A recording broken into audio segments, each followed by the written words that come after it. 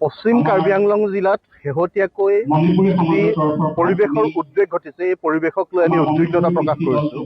তাৰ লগে লগে আমি সেইসমূহ অপশক্তিক সকীয়াই দিব খুজিছোঁ, যিসকলে আমাৰ ভূমিত থাকি খিলঞ্জীয়া ভূমিপুত্ৰ কাৰ্বিসকলক গৌবেগ নদিছে আৰু তেওঁলোকক চীনা বুলি তেওঁলোকক অপমানসূচক মন্তব্য কৰিছে। এনেধৰণৰ কাম কাজৰ পৰা সকলো বিৰত থাকিব লাগে। তাৰ লগে লগে হিংসা বৰ্জিত পৰিৱেশৰ মাজেৰে এই গোটেই সমস্যাটো সমাধানৰ বাবে চৰকাৰে তাৎক্ষণিকভাৱে ব্যৱস্থা গ্ৰহণ কৰা উচিত। আমি এটা কথা আমাৰ পৰিলক্ষিত হৈছে যে কোনোবা এটা সময়ত আমাক অবৈধ লোকে আগ্ৰাসী মনোভাৱেৰে সৈতে জাতিটোক শোষণ কৰিবৰ কাৰণে আহিছে, জাতিটোক কেঁকুৰা চেপা দিবৰ কাৰণে অগ্ৰসৰ হৈছে। আৰু এতিয়া অন্তৰ্দেশীয় যিসকল আগ্ৰাসী লোক আগ্ৰাসন হৈছে, জনসাধাৰণে কাৰ্বি আংলঙত থকা কাৰ্বি জনজাতি আৰু আন খিলঞ্জীয়াসকলে উপলব্ধি কৰিছে যে তেওঁলোকে ভূমিৰ অধিকাৰৰ পৰা আন আন অধিকাৰবিলাকত তেওঁলোক ক'ৰবাত নহয় ক'ৰবাত পিছ পৰি যোৱাৰ উপক্ৰম হৈছে। এইখিনি সময়ত তেওঁলোকে নিজৰ প্ৰাপ্য অধিকাৰৰ বাবে আন্দোলন কৰিবৰ কাৰণে আগবাঢ়ি আহিছে। আন্দোলন কৰিবলৈ অহা যিসকল আন্দোলনকাৰী, সেইসকলক দমনমূলক নীতিৰে চৰকাৰে দমন কৰাৰ পৰিৱৰ্তে আলোচনাৰ মাধ্যমেৰে গোটেই প্ৰক্ৰিয়াটো সমাপ্তি ঘটাব লাগে।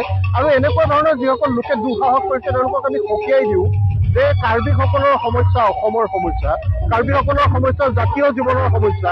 কাৰ্বিসকল অকলশৰীয়া নহয়, অসমৰ কোনো খিলঞ্জীয়া ভূমিপুত্ৰ জাতি জনজাতি জনগোষ্ঠী কেতিয়াও অসমত অকলশৰীয়া নহয়। আমি ঐক্যবদ্ধভাৱে অসমীয়া জাতিটোৱে সকলো অপশক্তিৰ বিৰুদ্ধে, সকলো অপশক্তিৰ দুঃসাহসৰ বিৰুদ্ধে আমি মাৰ বান্ধি থিয় দি তেওঁলোকক প্ৰতিহত কৰিব পৰাকৈ আমাৰ ওচৰত ক্ষমতা আছে। তেওঁৰ জুইৰ লগত খেলা নকৰিবৰ কাৰণে, অসমীয়া জাতিৰ সত্তাটোৰ লগত খেলা নকৰিবৰ কাৰণে আমি সকলোকে সকীয়াই দিছোঁ। আহিব লগা দিনত এনেকুৱা পৰিস্থিতি যদি পুনৰ উদ্ভৱ হয়, চৰকাৰ জগৰীয়া হ'ব আৰু চৰকাৰে সময় থাকোঁতে গোটেই বিষয়টো সমাধান কৰিবৰ কাৰণে আলোচনাৰ মাধ্যমে গোটেই প্ৰক্ৰিয়াটো শেষ কৰিব লাগে।